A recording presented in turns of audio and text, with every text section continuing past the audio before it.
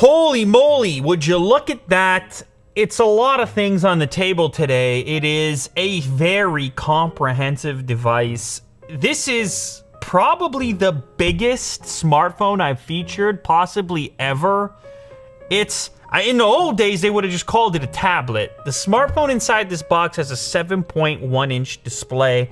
It dwarfs even the Galaxy S20 Ultra. It's a monster with a focus on gaming, and that explains all of these extra components around the box that actually go with it. It is the Black Shark 3 Pro. There's a non-pro version for those that don't want to go all the way to the extreme, which is what this one does. It has fancy cooling. It can be overclocked. It has a 270 hertz touch input. It's the entire focus is on the ultimate gaming experience. It has shoulder buttons that pop up from the frame and then go away when you're not in game mode. Ha!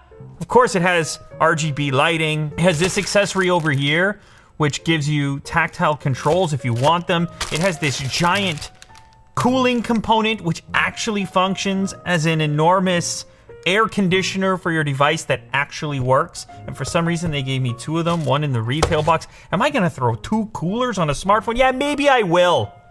Maybe I will. For that little advantage, because I need it and I deserve it. It has a 65-watt charger? 65 watts? For a smartphone? Crazy. Let's do the phone first and we'll get to the accessories. It's obviously a massive video, so kick back and relax, why don't ya? I don't know if this is the final retail box because the device isn't officially out yet, but that's what you're looking at for now. You see the 5G on the front because it does support 5G. It has a top-tier Snapdragon, as you would want in a device like this. It's a Snapdragon 865 5G. Okay, very cool. Black Shark, a little bit of paperwork, 10-cent games. We have a SIM tool. They've included a case. This is about as standard as you get, minus, of course, the fact that you have these cutouts, because you got to show off the geometry so people know you're gaming. Oh, and then, of course, the shoulder buttons still need a spot to pop out, so that cutout is going to be important. You have that on the first-party case included in the box. This looks like an esports inspired sticker. Smartphone gaming is blowing up, even in the competitive sense. If you're talking places like China, it's crazy. It's blowing me away. So anyways, they got the stickers in there to go with it. This is the phone. Holy moly. All right, just take it all in. Look at this enormous beast. Let's just do a quick size comparison before we continue. Look at that puny little S20 Ultra. This thing dwarfs it in every way, height, width. What can I say? It's tremendous. But hey, that's the idea. It's like a gaming PC in your pocket. Well, it's definitely not a gaming PC, but you see what I say. If you're one of these people who got the big gaming setup at home, now it's time to think about it on the mobile as well. That's the idea. That's who they're focused on. And of course, in those markets as well, where people just don't even think about owning a game console or have a game console, there's people that just want everything portable, and that makes sense too. So that's another target for this. Okay, just let me put that down for a quick second here. Also in the package, oh, here's some specs. 7.1-inch, 2K plus AMOLED display, 90 hertz, but it has that even faster touch input, 5,000 milliamp hour battery, 65-watt fast charge. It's because the device actually has two batteries in it. That's how they're able to achieve that, charge it both rapidly. This is the North American charge brick. For some reason, they gave me the European one as well, maybe just because they have both and identified right on there, just so you don't forget it. 65 watts right on the brick. That's tremendous power. You guys know I'm always talking about charge bricks. It's too much now. We've heard it already, Luke. Relax, but I like a 65-watt brick. It means I don't have to just charge my smartphone. I can charge the laptop, anything. 65 watts, ladies and gentlemen. Also in the package, we have a Type-C cable, obviously. Now, how about this? This is the cooler. This is one of the two coolers that they've included. In case you don't know, many smartphones will toggle back the performance when they start to get really hot because they can't dissipate that heat. This phone is designed internally and, of course, externally to allow for greater heat dissipation and also, presumably, some degree of overclocking.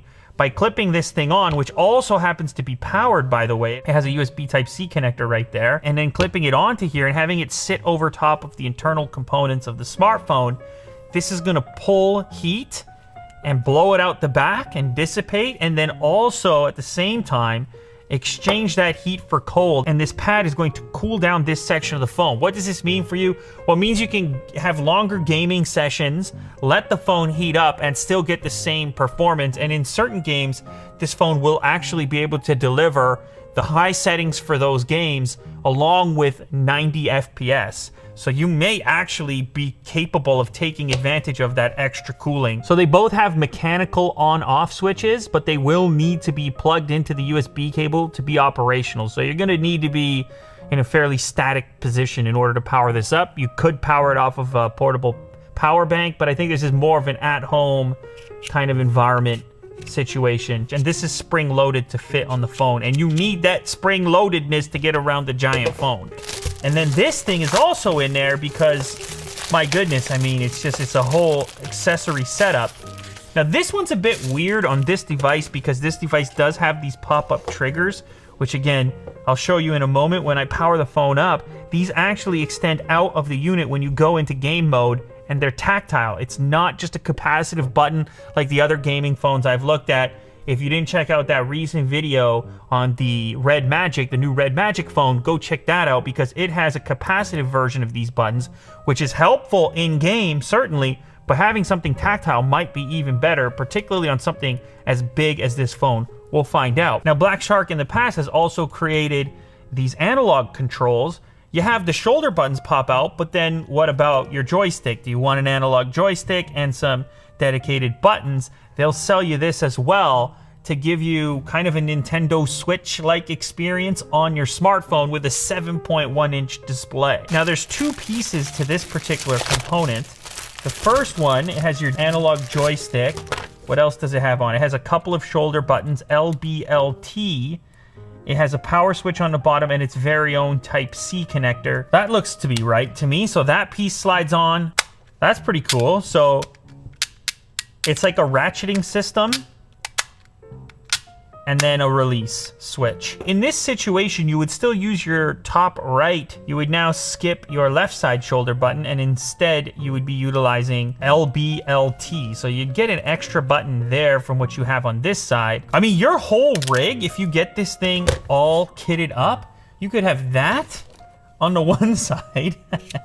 Hold on, let's just do the monster rig real quick. I don't think this is officially supported, by the way. We're just doing this for the purpose of, well, for a couple of laughs. That's all. There you go. That's your smartphone in 2020. Look at this beast. If that doesn't remind you of a gaming PC, I don't know what will. That's the most extreme looking smartphone package or anything related to a smartphone I've ever seen in my life. Wow. Looking at the back of the device, you can see this little 4-pin section, some accessories, I guess, eventually, not really any of these, but eventually some accessories will be able to interface with that 5G logo right there. This section in the middle is going to light up, capable of RGB lighting. I like the fact that the camera portion up here with the triple camera setup is not popping out of the body too much. Like the whole thing has some nice symmetry to it. Yes, there is still a headphone jack. And this is important on gaming devices because you want that low latency audio with a nice amp on there so you can use a wired headset. Over on this side of the device is where you'll find your volume rocker as well as your SIM card tray. The other side is a bit more interesting. It's got a dedicated switch to launch into a game mode. And it also, of course, has those shoulder buttons that are recessed. The power switch is up here. Now, this is an enormous phone. Just holding it like this, that's a weapon right there. I just switched from the S20 Ultra to the latest OnePlus 8 Pro, which was a slight improvement in portability. This thing is completely in the other direction. This one says, I don't care what you talk about portability. I'm trying to game over here. Max full frame rate. I want to juice everything out of that Snapdragon 865 5G. Then you get this phone right here, all right? You don't care.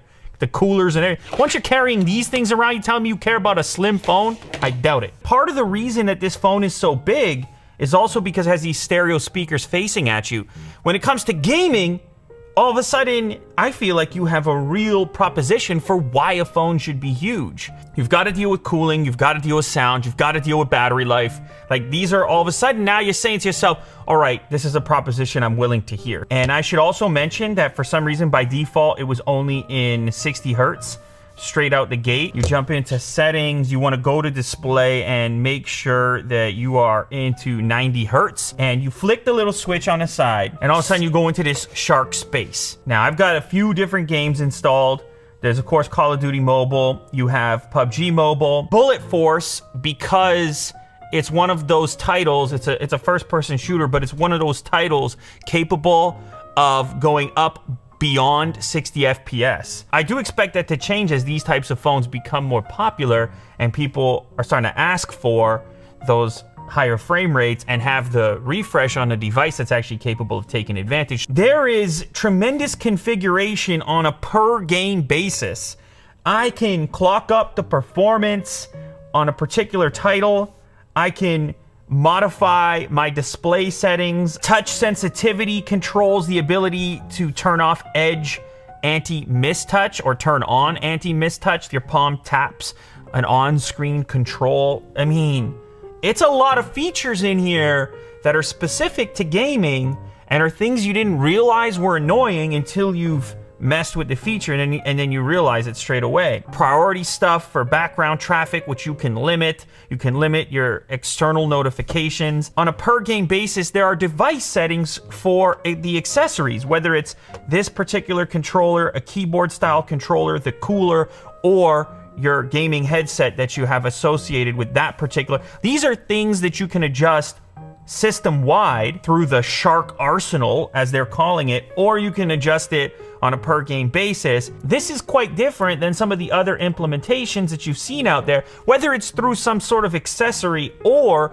through a capacitive button, which doesn't give you that same tactile feedback as a trigger gives you. I mean, I'm telling you, it's a totally different experience. So the other cool thing about these triggers is not only do they jump up in a motorized fashion when you actually go to play a game, they also detect if the phone is going to drop and retract for that purpose as well. If you're going to drop the phones, I don't know, let's test that real quick. Here we go. Yeah, look, they're gone. Master trigger alert, the cell phone is dropped, and the master trigger is automatically retreated. Let's go ahead and play a match. I'll show you how this is mapped out for this particular game. This whole deal goes in your pocket. You have a massive display, you have a big battery, of course you have tremendous performance with the cooling and the Snapdragon 865. Now you have the tactile feedback, the ability to multitask in the game in a way you couldn't previously, because your thumbs are more available to you now that you're utilizing your index fingers. The sound is detailed and loud and facing you, and it almost makes up for the fact that you have these big bezels on the side. They needed some space for those large front-facing speakers, but at least they did it in a symmetrical way. So it's symmetrical top and bottom, and it's also symmetrical bezels on each side. With these games, so many of the on-screen controls get jammed up on smaller displays, and so that brings me back to what I said earlier about the idea, like, how do you justify a 7.1-inch display on a smartphone? Well, that's one of the reasons. If your deal is primarily gaming. Oh, we're gonna have a fight right away. Look at this. Okay, fine. Are they gonna get a gun first? I'm gonna run this way. Surely someone is gonna come looking for me here. Has this been looted already? Still not what I'm looking for. There we go. Now, I'll show you how it works. We can look down the sights like this, and I mean, like, look at this experience right now. Now, one thing I'll mention, it's different than, say, a console controller, because you tap to look down the sights, and you tap to remove the down the sights look. Boom! You guys see what I'm saying now? It just makes more sense in your brain. And the experience, because of it, it just becomes a totally better thing. There's so many touchscreen controls and your thumbs can only do so much. And obviously we learned a lot with controllers over the years that shoulder buttons, triggers are super useful. And this is just one title. This is PUBG. All the FPS games benefit from it. I mean, so many different genres benefit from it. I'm starting to see the light as far as gaming smartphones are concerned. I'm kind of starting to see the light here. We could ratchet it up. Look at this, ludicrous mode. Unleash the potential of the SoC, push it to the limit. Boosting our performance. We don't care about battery life, not right now. If the thing starts heating up like crazy, you got the cooler potential. This game with the gunshots and stuff, I'm telling you, plus the device, it rumbles as well. And this is a thing that you would do one time, down the sights, and fire. And just like that, down the sights, and fire. Now this game is capable of a higher frame rate. There we go. You can see like this kind of movement right here.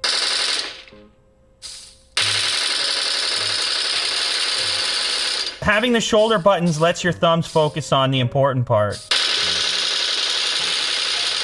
I want to show you the controller as well, obviously. You got to make sure that the shoulder button is down. You put this on. These are going to replace your shoulder button, just like this. I mean, this is a different level now. Now, I do still have the problem of the sprint thing where you have to reach over here to sprint, but while you're playing,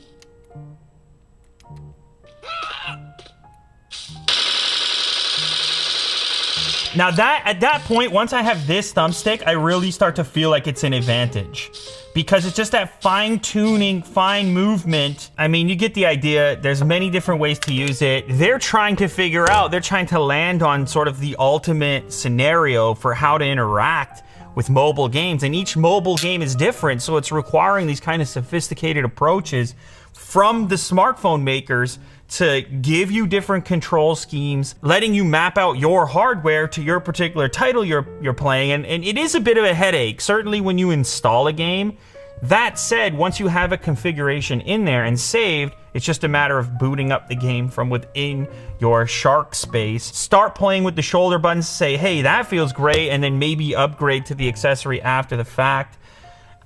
Look, I don't know. I think it's kind of cool. As we know, there's such a wide variety of homogeneous devices that aren't trying to be a different thing. I like the fact that there are these options out there for people who might want something different. If somebody is doing something different. Plus, it's not crazy, ridiculous expensive. It's probably going to be around $700. So, again, if gaming is a thing that you do in a big way on your smartphone, or if it's something you want to do in the future or you're interested in, it's hard. I don't think there's a better experience than this particular phone right now as far as an all-in-one package. When you're watching a video, it's a zero distraction, no notch, no cutout experience. And this is becoming harder to find, obviously, in 2020. And you have these enormous speakers facing your ears. And when I talk about the speakers, it's not just the volume. It's like a detail thing, and so much of it just has to do with the implementation. We got used to listening to down-firing speakers because manufacturers had to go after these aggressive screen-to-body ratios, and detail just inherently suffers when the sound is firing a different direction than your ears. You start to say to yourself, hey, that's starting to look like a valid substitution for some of the more traditional gaming experiences. It's getting closer. And it's because of devices like this Black Shark and the Red Magic device. Just when you think every smartphone you look at is gonna be the same thing over again, you get something like this, changes your mind. That's kind of cool. Black Shark 3 Pro.